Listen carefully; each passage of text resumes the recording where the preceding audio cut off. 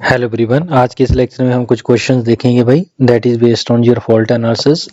जल्दी से पहला क्वेश्चन रीड करिए। A 20 MVA 6.6 kV 3-phase alternator is connected to a 3-phase transmission line. The per unit positive sequence, negative sequence and zero sequence impedance of the alternator are given है भाई आपके पास। The neutral of the alternator is connected to ground through an inductive reactance. The per unit positive negative zero sequence impedance of the transmission line की भी given है। All per unit values are based on the machine rating, ठीक है। A solid ground fault occur at one phase of the far end of the transmission line. The voltage of the alternator neutral with respect to ground during the fault is। आपके पास एक alternator है भाई, alternator है वो क्या है, एक transmission line के साथ कनेक्टेड है, ठीक है। और इसमें क्या हो रहा है, ट्रांसमिशन लाइन के ऊपर किसी फार एंड के ऊपर single line to ground fault आ रहा है, ठीक है, single line to ground fault आ रहा है, ठीक है। जो पैरामीटर आपके पास गिवन है, अगर मैं जनरेटर की बात करूं, जनरेटर का जो Z1 आपके पास गिवन है राजी, दैट इज J0.1, Z2 कितना गिवन है, J0.1, सभी की सभी जो वैल्यू है वो पर यूनिट में है, ठीक है, 0.04, ठीक है। ऐसे ही आपके पास ये जो ट्रांसमिशन लाइन है, इसका जो ट्रांसमिशन लाइन का जो Z1 है दैट इज इक्वल टू, हाँ जी, कितना गिवन है, J0.1, ठीक है, J0.1। ऐसे ही Z2 है J0.1, Z0 of transmission line is J0.3, ठीक है जी। डाटा आपके पास गिवन है, बोलो जी ओके है। अब आपके पास solid ground fault occur at one phase of the far end of transmission line, तो आपने वोल्टेज निकालनी है, the voltage of the alternator neutral with respect to ground, ठीक है, विद रिस्पेक्ट टू ग्राउंड आपने बतानी है भाई क्या होगी, ठीक है। और z ऑफ n की जो वैल्यू है आपके पास गिवन है राजी, alternator is connected through a inductive reactor, ठीक है, कितनी है उसकी वैल्यू, J0.05, ठीक है। तो इसका मतलब एक जनरेटर है, एक आपके पास क्या है, ट्रांसमिशन लाइन, तो इसका मुझे इक्विवेलेंट Z1 निकालनी होगी, Z2 निकालनी होगी, Z0 निकालनी होगी, ठीक है। तो इसका भाई अगर मैं पॉजिटिव सीक्वेंस सर्किट की बात करूं, तो positive sequence circuit of both the circuit कितना होगा, बोलो। अगर मैं Z1 की बात करूं, चलो सिंपल हम ऐसे लिख लेते हैं, Z1 जे अल्टरनेटर का हो गया, आगे मेरे पास ट्रांसमिशन लाइन हो गया, ठीक है जी। मेरे पास क्या हो गया, Z1 ऑफ ट्रांसमिशन लाइन, ठीक है। तो एक्चुअल जो मेरे पास Z1 होगी राजी, एक्चुअल मेरी जो Z1 है वो क्या है, जो जनरेटर है उसकी तो J0.1 है, और जो ट्रांसमिशन लाइन की है राजी Z1 that is J0.1, means equivalent of Z1 कितनी होगी, equivalent of Z1 that is दोनों ऐड हो जाएंगे भाई, दैट इज 0.1 प्लस 0.1। ऐसे ही Z2 वो भी दोनों क्या हो जाएंगे ऐड, इसका भी कितना है 0.1 है राजी, ट्रांसमिशन लाइन का भी 0.1 है, ये भी कितना हो जाएगा J0.2, ठीक है। और जो Z ऑफ नॉट होगा मेरा, Z of equivalent for Z equivalent zero sequence का, वो क्या होगा, ट्रांसमिशन लाइन का जीरो सीक्वेंस, वो कितना है 0.3, जनरेटर का 0.04, और जो xn गिवन है, ठीक है। तो Z0 क्या हो जाएगा, Z1 ऑफ जनरेटर का, Z0 3 time of Zn plus transmission line का Z0, ठीक है। तो सभी को ऐड कर दो, बताओ कितना आ रहा है भाई, 0.3 प्लस 0.04 मीन्स 0.34, चलो मैं पूरा लिख लेता हूं भाई, 0.04 प्लस 3 से मल्टीप्लाई करेंगे तो 0.15 प्लस J0.3, बस इसी चीज का आपने ध्यान रखना है, ठीक है।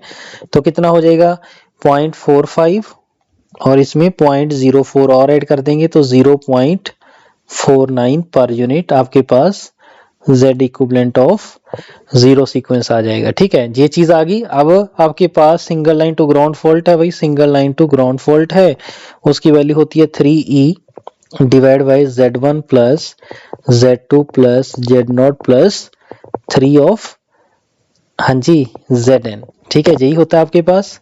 चलिए, तो IFS single line to ground fault that is equal to 3 into हाँ जी, पर यूनिट के केस में जो आपके पास ई है इसको हम क्या लेके चल पड़ेंगे भाई 1, ठीक है। पर यूनिट के केस में इसको हम 1 ले लेंगे, चलो कोई बात नहीं, इसको ले लेंगे 1 in per unit divide by Z equivalent कितना आया था भाई 0.2, Z2 कितना आया 0.2 plus Z not equivalent, sorry ये जेड नॉट इक्विवेलेंट के अंदर ही आ जाएगा, ये पूरी की पूरी टर्म किस में आ जाएगी जेड नॉट इक्विवेलेंट, जिसकी वैल्यू कितनी है 0.49, तो 3 divide by 0.4 plus 0.49 means 3 divide by 0.89, तो इसका मतलब IF single line to ground fault in per unit that is equal to, जल्दी से कैलकुलेट करो भाई, 3 डिवाइड बाय 0.89, ठीक है, तो ये आ जाएगा 3.37,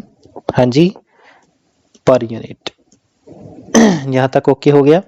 हाँ मुझे कैलकुलेट क्या करना है राजी, कैलकुलेट आपने करना है कि आपके पास the voltage of the alternator neutral with respect to ground during the fault, ठीक है।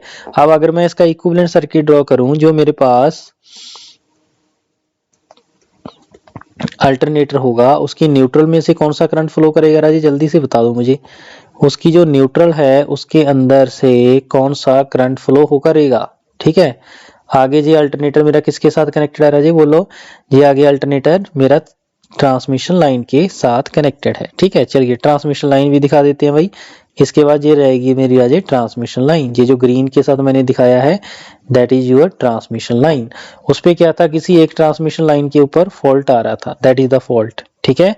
पहले अनलोडेड था, कोई भी करंट नहीं जाएगा, इसका मतलब अभी IA यही मेरे पास क्या होगा I ऑफ F होगा, ठीक है। और न्यूट्रल के साथ भाई आपने इसको ग्राउंड कर रखा है, इसका मतलब इसके ग्राउंडेड के अंदर भी कौन सा करंट जाएगा, बोलो जी, दैट इज योर IA, ठीक है। यहाँ पे कितना आएगा I ऑफ A, तो हमें निकालनी है ये वोल्टेज VN, ठीक है। तो ये न्यूट्रल पॉइंट है V of N that is equal to, इसका मैग्नीट्यूड आपने निकालना है, ठीक है। यहाँ पे क्या है voltage of the alternator neutral with respect to ground fault, ठीक है, with respect to ground fault, ठीक है। चलिए ये वाली जो वोल्टेज होगी, ये वाली voltage that is nothing but fault current into क्या कर देंगे, fault current into x of n कर देंगे, ठीक है जी। तो B ऑफ M हम वही ऐसे निकाल लेंगे, ठीक है। चलिए जल्दी से पुट करिए IF और XN की वैल्यू, ठीक है। तो पर फेज मेरे पास आ गया है भाई क्या, फॉल्ट करंट, ठीक है। तो अब मेरी जो वोल्टेज होगी, voltage of V of N with respect to neutral that is equal to IF fault current into x of n, ठीक है। तो IF की वैल्यू कितनी है 3.37 इनटू x ऑफ n की वैल्यू कितनी गिवन है मेरी क्वेश्चन के अंदर, दैट इज 0.05, तो यहाँ पे पुट कर देंगे 0.05, ठीक है। इसको जल्दी से सिंप्लीफाई करिए और बताइए मेरे पास वोल्टेज की पर phase sorry per unit value कितनी आ रही है, ठीक है। तो 3.37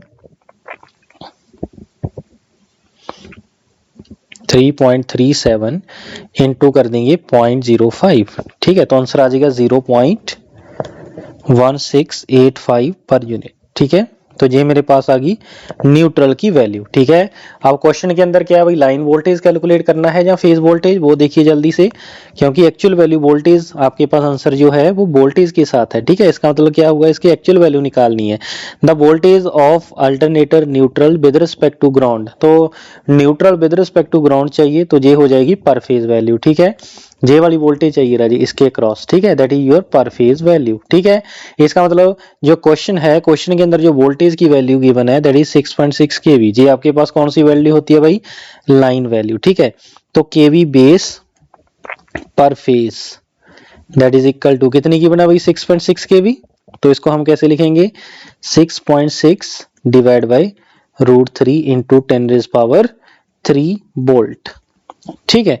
तो एक्चुअल वैल्यू कितने कैसे निकालते हैं भाई, V एक्चुअल, B का phase value sorry per unit value into इसका बेस वैल्यू, ठीक है। तो पर यूनिट वैल्यू कितनी है 0.1685 इनटू 6.6 डिवाइड बाय √3 इंटू 10⁻³, ठीक है। तो जे भाई इसका आंसर आ जाएगा, ठीक है। जल्दी से कैलकुलेट करिए और देखिए कितना आ रहा है, 6.6 डिवाइड बाय √3 जी आ जाएगा, इंटू करो 0.1685 इंटू 100 कर दो, ठीक है, सॉरी 1000 कर देंगे इसके बाद इंटू 1000, तो आ जाएगा 642.07 वोल्ट। ठीक है इतनी बात।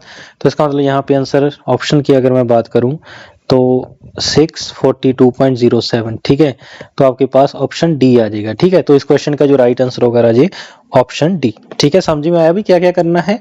अब क्वेश्चन नंबर 2 देखते हैं जल्दी से। The positive, negative and zero sequence impedance of a 3-phase generator are Z1 Z2 respectively. ठीक है, positive and negative sequence impedance given है आपके पास for a line to line fault with fault impedance ZF।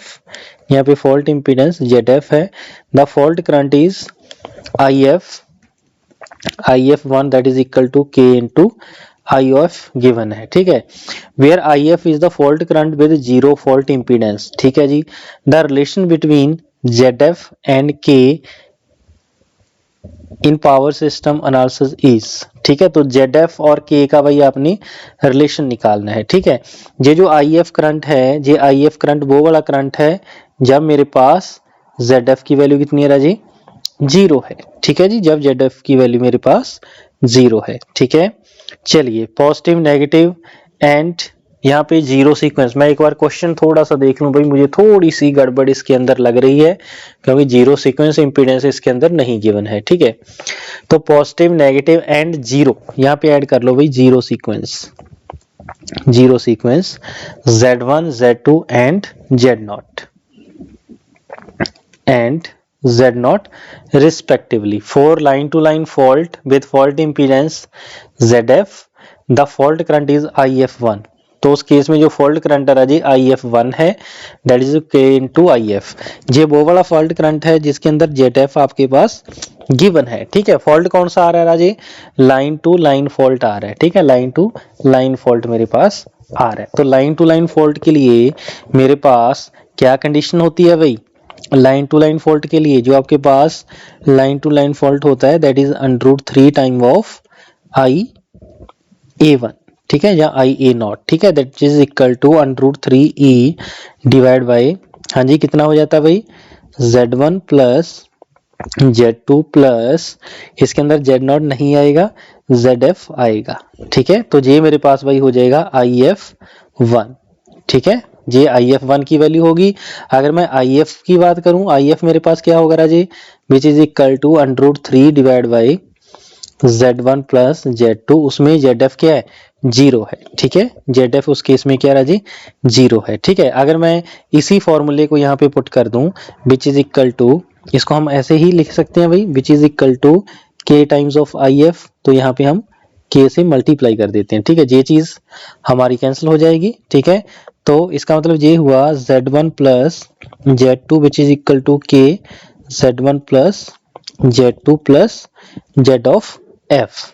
ठीक है, into K। ठीक है, ये चीज हो जाएगी। अगर मैं Z of F into K की बात करूं, ये इधर जाके माइनस हो जाएगा पूरे का पूरा फैक्टर, तो 1 माइनस K, साथ में क्या आ जाएगा Z1 प्लस Z ऑफ 2। तो ZF की जो वैल्यू मेरे पास यहाँ पे आने वाली है which is equal to Z1 plus Z2 multiply में क्या है 1 माइनस K है और होल के बटे क्या आ जाएगा, K आ जाएगा। ठीक है, तो ये भाई आपके पास रिलेशन आ गया Z1 plus Z2 into 1 minus K। तो आपके पास ऑप्शन ए आ रही है। ठीक है, तो इस क्वेश्चन का जो राइट आंसर हो जाएगा ऑप्शन ए हो जाएगा। ठीक है, तो बड़े इजी क्वेश्चन भाई यहाँ से बनते हैं। ठीक है, चलिए बढ़े आगे। चलिए जी क्वेश्चन नंबर 3 देखते हैं। The positive, negative and zero Y sequence reactance of a connected synchronous generator is, synchronous generator की भाई आपके पास पॉजिटिव, नेगेटिव और जीरो सीक्वेंस गिवन है। The generator is on open circuit with a terminal voltage of 1 per unit. The maximum value of inductive reactance in per unit required to be connect between neutral and ground so that fault current does not exceed 3.75 per unit. If a single line to ground fault occur, अगर मेरा single line to ground fault occur हो जाए तो IF line to ground fault वो आपका less than कितना होना चाहिए, 3.75। ठीक है, इससे ज्यादा नहीं होना चाहिए।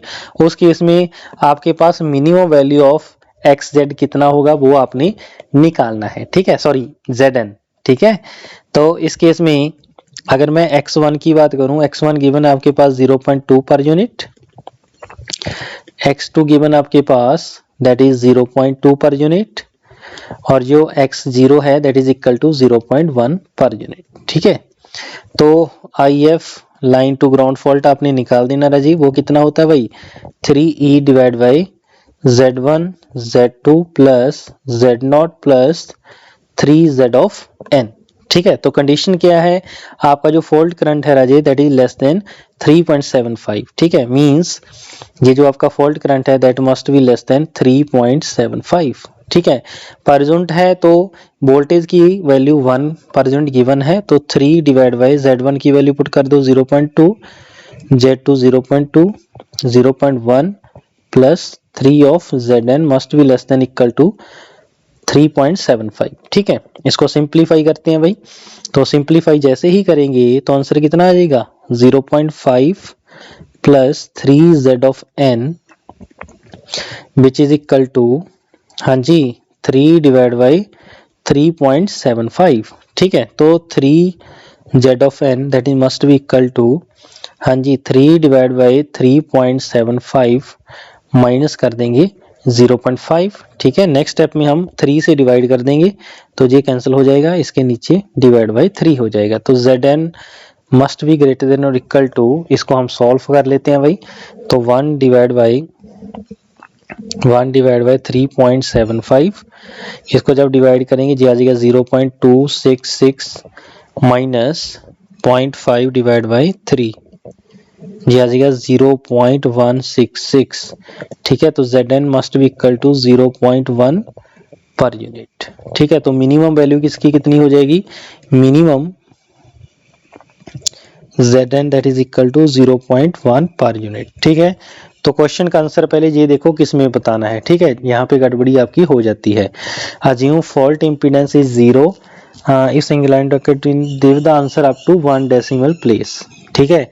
इसके अंदर भाई आपने ये नहीं बताया कि आपने किस में बताना है, पर यूनिट में बताना है या ओम में बताना है, ठीक है। अगर ऐसी वैल्यू नहीं गिवन, हाँ सॉरी यहाँ पे गिवन है इंडक्टिव रिएक्टेंस इन पर यूनिट, ठीक है, पर यूनिट में ही बताना था। इसका मतलब इस क्वेश्चन का जो राइट आंसर हो जाएगा दैट इज 0.1, करेक्ट हुई इतनी बात। तो क्वेश्चन नंबर 4 देखते हैं भाई।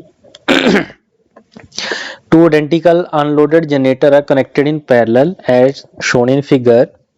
Both generator are having positive, negative and zero sequence impedance आपके पास given है भाई। If the fault voltage is N 1 per unit for a line to ground fault at the terminal of generator, the fault current is, तो fault current आपने भाई बताना IF, हाँ जी LG which is equal to 3 divided by E into Z1 equivalent plus Z2 equivalent plus Z0 equivalent plus 3ZF plus 3ZN, ठीक है। यही होता भाई फॉर्मूला आपके पास, बिल्कुल सर यही होता है। अब ZF मुझे गिवन नहीं है तो 0 ले लेंगे, ZN गिवन नहीं है इसको भी 0 ले लेंगे, ठीक है जी। तो इसका मतलब क्वेश्चन के अंदर क्या बचेगा, सिर्फ और सिर्फ ये वाला पार्ट हमारे पास बच जाएगा। हो गया जी, यहां तक बिल्कुल हो गया जी। तो सबसे पहले हम देखेंगे इक्विवेलेंट Z1 इक्विवेलेंट, ठीक है। तो पॉजिटिव, तो पॉजिटिव कैसे देखेंगे, दोनों के दोनों किस में कनेक्ट होंगे राजी, पैरेलल में कनेक्टेड होंगे, बोलो भाई पैरेलल में ही कनेक्टेड होंगे भाई, दोनों के दोनों जनरेटर पैरेलल में कनेक्टेड होते हैं राजी, ठीक है। तो इसका मतलब इसकी जो Z1 इक्विवेलेंट होगा राजी, यहाँ पे Z1 ही है, वो क्या होगा, दोनों का पैरेलल कॉम्बिनेशन, दोनों सेम है मींस 0.4 पैरेलल विद 0.4, तो कितना आ जाएगा J 0.2 पर यूनिट, ठीक है। ऐसे ही मेरा Z2 इक्विवेलेंट हो जाएगा, उसमें ये जो वैल्यूज आपने लगाई है ये हट जाएगी, ठीक है, ये Z2 और Z2 हो जाएगा, ठीक है। तो Z2 इक्विवेलेंट क्या हो जाएगा 0.3 divide by 2 mean J 0.15 per unit, ठीक है। ऐसे ही हमारे पास क्या आ जाएगा Z0, तो अब जियो सीक्वेंस देखिए कैसे होगा, इसमें इसके अंदर ये जो इक्विवेलेंट सर्किट है आपका जनरेटर, ये आपका स्टार कनेक्टेड है, ठीक है। इसकी कोई भी वाइंडिंग आपके पास क्या नहीं गिवन, ये ऐसे गिवन है भाई, मैंने बनाया नहीं है। इसकी स्टार कनेक्टेड है, इसकी जो न्यूट्रल है वो ग्राउंडेड नहीं है। इसका मतलब इसका जो जीरो सीक्वेंस वगैरह जी इसको ओपन कर देंगे और दूसरे वाले जनरेटर का शॉर्ट कर देंगे। ठीक है, तो ये मेरे पास Z0 है, ये दूसरे का Z0 है, तो ये तो हट ही जाएगा सर्किट से, ये तो ओपन सर्किट है, ये तो हट ही जाएगा। तो Z0 इक्विवेलेंट सिंपल क्या बच जाएगा, Z0 इक्विवेलेंट सिंपल आपके पास 0.15 पर यूनिट बच जाएगा। समझ रहे मेरी बात। इसका मतलब अगर मैं अब करंट निकालूं IF LG fault that is equal to 3 divide by E की वैल्यू तो 1 ले लेंगे पर यूनिट के केस में, 0.2 प्लस 0.15 प्लस 0.15, तो 3 divide by 0.3 plus 0.2 0.5 which equal to 6 per unit. ठीक है, तो इस क्वेश्चन के अंदर सिर्फ आपका यही चेक करने वाला था कि आपको जीरो सीक्वेंस का जो कंसेप्ट है वो क्लियर है या नहीं है। ठीक है, वो अगर आपका क्लियर है तो आपका क्वेश्चन इजीली आ जाएगा। ठीक है, तो इस क्वेश्चन का राइट आंसर हो जाएगा राजे 6। ठीक है, चलिए नेक्स्ट क्वेश्चन देखते हैं। Question number 5, a 3-phase 100 MVA 25 kV generator has solidly grounded neutral. The positive, negative and the zero sequence reactance of the generator are respectively at the machine base quantity. If a bolted single phase to ground fault occur at the terminal of unloaded generator, the fault current in ampere immediately after the fault is। चलिए fault current भाई निकालना है IF L of G in ampere। ठीक है, actual value मान लीजिए इसकी निकालनी है। ठीक है, चलो कोई बात नहीं है। इसका पॉजिटिव सीक्वेंस Z1 गिवन है 0.2, Z2 गिवन है 0.2, Z ऑफ नॉट गिवन है 0.05। ठीक है, ये भाई आपके पास ये चीजें गिवन है। ठीक हुई इतनी बात, बोलो हो जाएगा भाई, बिल्कुल हो जाएगा सर। चलिए अगर हो जाएगा तो वेरी गुड। तो IF 3 फेज निकाल लेंगे भाई, IF sorry line to ground fault that is equal to 3E divide by Z1 Z2 plus Z0 which is equal to 3 divide by 0.2 0.2 plus 0.05, तो IF line to ground fault which is equal to 3 divide by 0.45। समझे मेरी बात। जब हम इसको divide करेंगे तो 3 divide by क्या कर देंगे 0.45, तो आंसर आ जाएगा 6.67 पर यूनिट। ठीक है, अब मुझे निकालना है इसका एक्चुअल वैल्यू। ठीक है, एक्चुअल वैल्यू के लिए करंट का बेस वैल्यू निकालना होगा which is equal to MVA base divide by √3 into KV base. MVA base कितना भाई 100 into 10⁻6 divide by √3 into KV base कितना है 25 इंटू 10⁻3। ठीक है, तो बताइए कितना आ जाएगा, जी चला जाएगा 4 पे, तो 4 divide by √3, 4 divide by √3 which is equal to 2.309, तो 31 लिख देते हैं, 31 किलो एम्पियर। ठीक है, 10 की पावर 3 के साथ 3 कैंसिल हो जाएगा, 10 की पावर 3 बच जाएगा, तो 2.31 किलो एम्पियर। ठीक है, इसका मतलब IF की एक्चुअल वैल्यू जो एम्पियर में अगर मैं निकालना चाहूंगा तो per unit value into base value 2.31 into kilo ampere. ठीक है जी, तो मल्टीप्लाई करो जल्दी से, तो इंटू 6.67। ठीक है, तो 15.404 किलो एम्पियर आपके पास क्या आ जाएगा जी फॉल्ट करंट आ जाएगा। ठीक है, तो ध्यान से देख लो भाई इसको। तो इस क्वेश्चन का जो राइट आंसर होगा दैट इज 15.4 किलो एम्पियर। ठीक है, बोलो जी हो जाएगा, बोलो हो जाएगा भाई ऐसा, बिल्कुल सर हो जाएगा। ठीक है, तो जे भाई आपके पास आंसर आ जाएगा। ठीक है, अगर एम्पियर में गिवन है तो 10 की पावर 3 के साथ मल्टीप्लाई कर देंगे तो मेरे पास आंसर आ जाएगा। ठीक है, नेक्स्ट क्वेश्चन देखिए। At a 220 kV substation of a power system, it is given that the three-phase fault level given है 4000 MVA and single line to ground fault level is 500 MVA. Neglecting the resistance and shunt susceptance of the system, the positive sequence driving point reactance of the bus means Z0 equivalent निकालना है। एक आपने sorry positive mean Z1 और एक Z0 equivalent आपने calculate करना है। ठीक है, तो शॉर्ट सर्किट एमबीए भैया आपके पास गिवन है 3 फेज के लिए, और बोलो और किसके लिए गिवन है, और आपके पास लाइन टू ग्राउंड फॉल्ट के लिए गिवन है। ठीक है जी, तो short circuit MVA for 3 phase fault is 4000 MVA, short circuit MVA of, हाँ जी, line to ground fault that is equal to 5000 MVA। ठीक है, तो मुझे पॉजिटिव नेगेटिव सीक्वेंस इंपीडेंस अपना निकालना है। तो पॉजिटिव तो भाई यहां से आ जाएगा, यहां से विच इज इक्वल टू, हाँ जी, अगर मैं इसको ऐसे कंज्यूम कर लूं, एज्यूम कर लूं, that is equal to √3 of,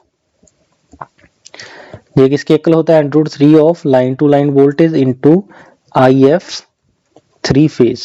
ठीक है, यही होगा ना भाई, बिल्कुल सर यही होगा। ठीक है, और जो IF 3 फेज था मेरे पास, ठीक है, दैट इज इक्वल टू ये मेरे पास क्या होगा, IF per phase equal to IF line to line, ये दोनों सेम ही होते हैं, which is equal to phase voltage divide by impedance होते हैं। ठीक है, फेज वोल्टेज की वैल्यू कितनी होगी जल्दी से बताओ, 220 kV, 220 इंटू 10⁻³ डिवाइड बाय कितना आएगा, √3 इंटू उसका इंपीडेंस क्या होता है, Z1 होता है। ठीक है, तो इसकी वैल्यू अगर मैं एक नंबर इक्वेशन पे पुट कर दूं तो क्या आ जाएगा, 4000 into 10⁻6 which is equal to √3 into voltage की लाइन वैल्यू कितनी है, 220 इंटू 10⁻³ इंटू IF की phase value 220 into 10⁻³ divide by √3 into Z1। 10 की पावर 3, 10 की पावर 3, 10 की पावर 6 के साथ गया, √3 के साथ गया, 1 2 1 2। ठीक है, तो Z1 की वैल्यू कितनी आ जाएगी, 22 इंटू 22 डिवाइड बाय 40। ठीक है, तो इसको हम 20 के साथ किया, ये 11 आ गया, इसको फिर 20 के साथ किया तो 11 आ गया। ठीक है, 121/10 दैट इज 12.1, हाँ जी, ओम आ जाएगा। ठीक है, तो इस क्वेश्चन का जो राइट आंसर होगा पहले का, दैट इज 12.1 ओम। समझे मेरी बात। तो अब सेकंड वाई मैं आप पे छोड़ रहा हूं, इसका बताइए, इसका कैसे निकालेंगे। इसका सर हम दूसरे केस से निकाल लेंगे, है ना, ऐसे निकाल लेंगे सर, बिल्कुल सर। चलिए, तो शॉर्ट सर्किट एमबीए आपके पास गिवन है, short circuit MVA of line to ground fault, वही भी आपके पास सेम ही होगा राजी, V line to line into IF line to ground fault. ठीक है, तो IF line to ground fault की जो वैल्यू होती है राजे, दैट इज इक्वल टू, बोलो जी, वोल्टेज की फेज वैल्यू 3 इंटू वोल्टेज का फेज वैल्यू कितना है, V phase 220 divide by √3 10⁻³ into divide Z1 plus Z2, ये दोनों सेम ही होते हैं अप्रोक्सीमेट, प्लस आ जाएगा आपका Z0। ठीक है, इसकी वैल्यू हम पुट कर देंगे भाई कहाँ पे, बोलो जी कहाँ पे पुट कर देंगे, आपके इस वाले पॉइंट पे पुट कर देंगे। तो जल्दी से पुट करो भी, शॉर्ट सर्किट एमबी आपके पास गिवन है 5000 into 10⁻6 into √3 into line voltage कितनी है 220 10⁻³ into 3 into 220 divide by √3 into 10⁻³ और डिवाइड बाय कितना हो जाएगा भाई 24.2 प्लस Z0। ठीक है, √3 के साथ, ये 10 की पावर 10 की 3 6 के साथ 1 2 1 2। ठीक है, ऐसे आपके पास आ जाएगा। ठीक है, अगर और इसको सिंप्लीफाई करेंगे तो 24.2 plus Z0 that is equal to, हाँ जी, 22 इंटू 22 इंटू 3, ठीक है, इंटू 3 कर देंगे, सारा चीज कवर होगी, डिवाइड बाय 50 कर देंगे। ठीक है, तो आंसर आ जाएगा 29.04। ठीक है, तो Z0 की वैल्यू कितनी आ जाएगी 29.04 माइनस 24.2, इसमें से माइनस कर देंगे 24.2, तो आंसर आ जाएगा राजी आपके पास 4.84। Z0 आ जाएगा 4.84 ठीक है, तो देखो भाई ऐसा कोई ऑप्शन है 4.84, तो इस क्वेश्चन का जो राइट आंसर हो जाएगा राजे दैट इज योर, बोलो जी, दैट इज योर 4.48। ठीक हो इतनी बात। देखो भाई कोई डिफिकल्ट था इसके अंदर, कोई भी चीज डिफिकल्ट नहीं थी, जो चीज बस आपको बताई गई है जस्ट उसी का आपने यूज करना है, ठीक है, उसके साथ आपका आंसर आ जाएगा। ठीक है, तो एक लास्ट क्वेश्चन और देखते हैं भाई, फिर इस टॉपिक को करते हैं क्लोज। लिखिए भी question number 7, uh 30 MVA 3 phase 50 Hz 13.8 kV star connected synchronous generator has positive, negative and zero sequence reactance आपके पास गिवन है भाई, Z1 0.15 per unit, Z2 0.15 per unit, Z0 की वैल्यू है 0.05 per unit। ठीक है, are reactance X is connected between the neutral of the generator and ground. J reactance X Y आपके पास कनेक्टेड है न्यूट्रल एंड ग्राउंड के between, means Zn की value x given है। ठीक है, are double line to ground fault take place involving B and C with a fault impedance Zf भी आपके पास आ गया भाई सर्किट के अंदर 0.1 per unit. The value of x that will limit the positive sequence current IA1 की value, तो उस case में आपने जो xn की वैल्यू x है उसको आपने कैलकुलेट करना है। ठीक है, दैट इज द क्वेश्चन। ठीक है जी, हमें ये तो क्लियर है। अगर मैं उसकी सीक्वेंस डायग्राम ड्रॉ करूं, ठीक है, तो सीक्वेंस डायग्राम कैसा बनता है भाई आपका, ये मेरे पास क्या है Z1 है, ये Z2 है, तो इस सर्किट के अंदर भाई Z0 आएगा, Zn आएगा और साथ में क्या आएगा Z ऑफ F आएगा। ठीक है, दैट इज Z0, ये आएगा 3Zn, ये आएगा 3Zf। ठीक है, ये करंट कौन सा रहा जी, IA1 है, ये कौन सा करंट है IA2 है, ये कौन सा करंट है IA0 है। ठीक है, तो अगर मैं IA1 की बात करूं which is equal to J 1 per unit हो जाएगा राजी। ठीक है, E1, हाँ जी, IA1 करंट की वैल्यू कितनी होगी, IA1 की वैल्यू होगी that is 1 divide by Z1 plus, हाँ जी, Z2 parallel with Z0 plus 3Zn। ठीक है, यही होगा। इस करंट की जो वैल्यू है इसको मैंने लिमिट कर दिया भाई कितना, 427 एम्पियर। ठीक है, तो x की पर यूनिट में आपने निकालना है। ठीक है, तो IA1 का मैं अगर मैं पर यूनिट वैल्यू निकालूं तो क्या होगा, एक्चुअल बाय बेस होगा, तो I बेस करंट की वैल्यू निकाल दो जल्दी से फटाफट, 30 into 10⁻6 divide by √3 into 13.8 into 10⁻3। तो I बेस करंट की वैल्यू अगर मैं यहां से निकालूं तो बता दो जी कितना आएगा, 30 इंटू 1000 कर दो डिवाइड बाई √3 कर दो भाई, इसको जो भी आंसर आएगा इसको फिर डिवाइड कर दो 13.8 के साथ। ठीक है, तो आपके पास बचेगा 1255.1, ठीक है, एम्पियर। ठीक है, तो अगर मैं इसका IA1 पर यूनिट निकालूं तो क्या आ जाएगा Raje, actual value divide by base value.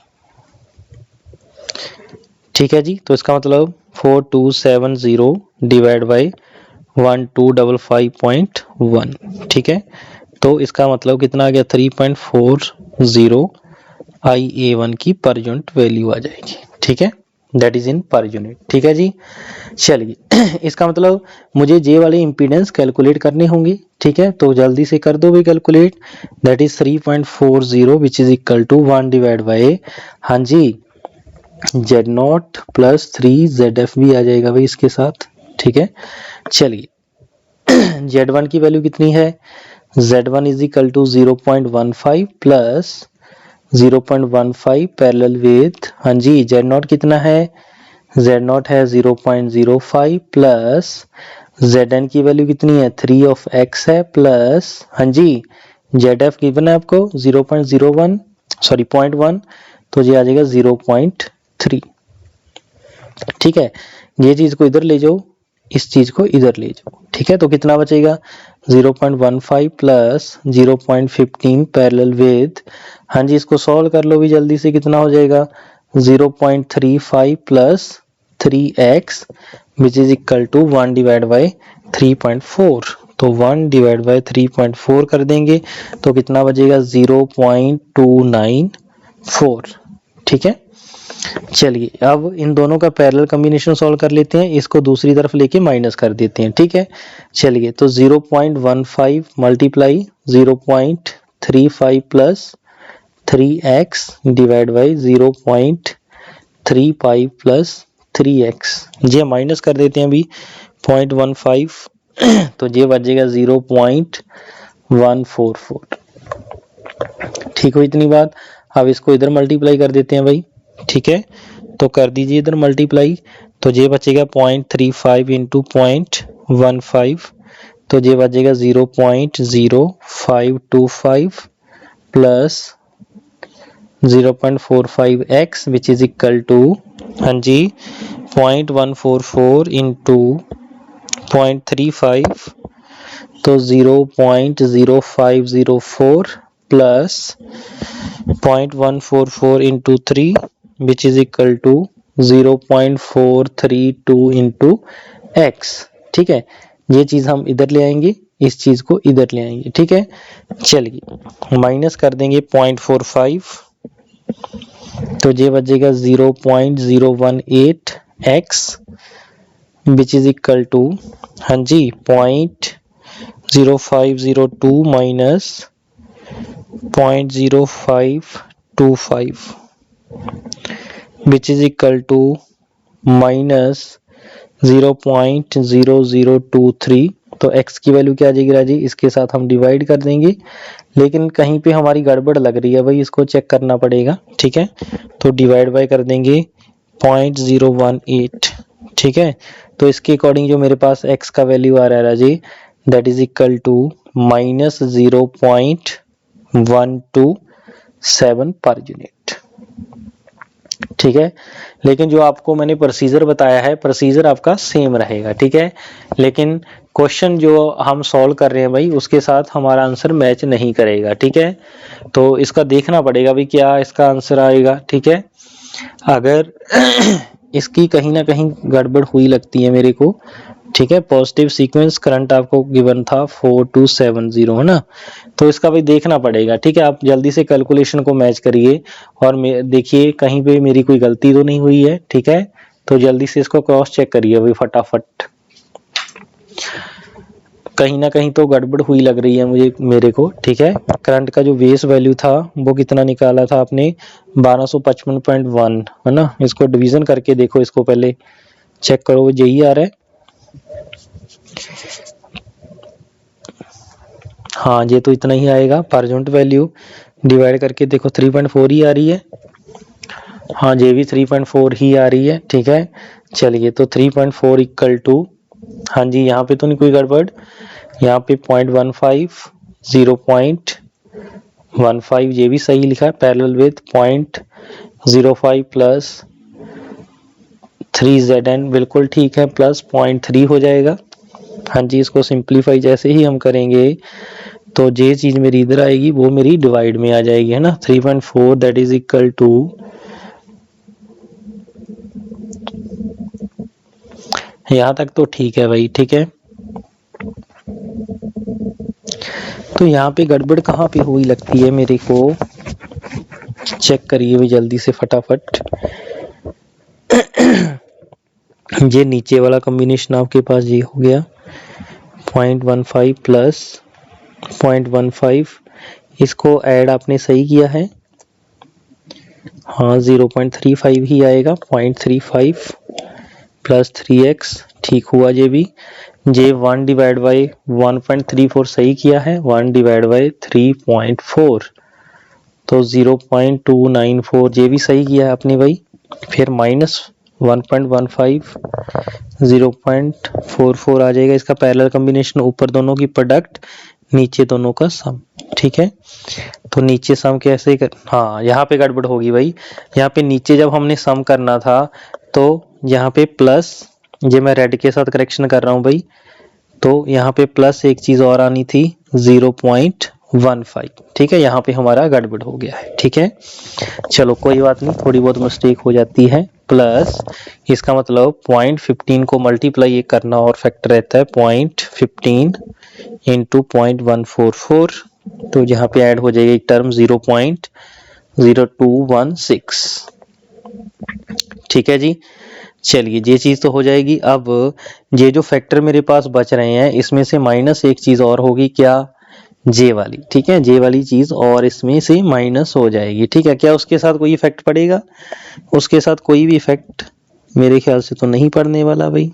बाकी देखते हैं, इसमें से माइनस करेंगे 0.0023, तो हाँ आंसर पॉजिटिव आ गया भाई।